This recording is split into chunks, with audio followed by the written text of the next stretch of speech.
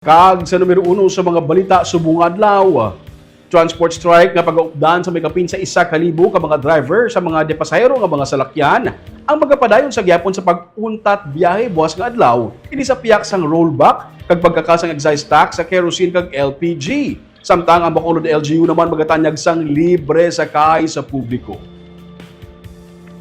Ikumpirma ni Rudy Catedral ang pamuno sa Bacod, Manibela nga kapin sa 1,000 ka mga jeepney unit sa Bacolod City ang magapatigayon sang untat biyahe buwas nga adlaw bilang solusyon o kon bilang solusyonan sa syudad sa sini nga protesta kapin sa 15 ka mga government vehicles sa magahatag sang libre sakay para sa publiko.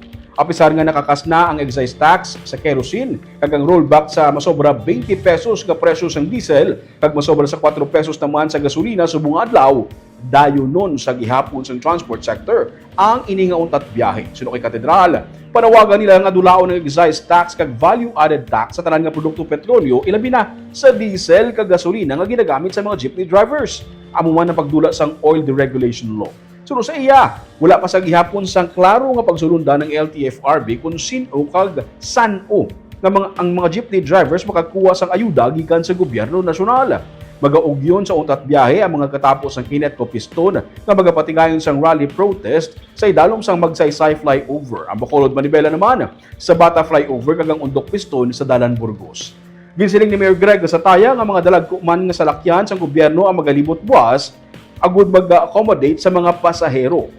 Bisan may transport strike, madayon sa gihapon ang trabaho sa Bacolod City Government Center kag maghatag man ang syudad sa dugang nga salakyan para magsugat sa mga apektado nga mga empleyado. Yes, good no, madayon gina ang transport strike buwas nga adlaw kay ang excise tax nga ginkuha ara man lang niya sa iya ka kerosene o kon sa ano kagi ang demand naton excise tax, value added tax kag untaton ang oil deregulation law. Ang amon nga changes lang is as much as possible ipadala namon mga dagko nga salakyan.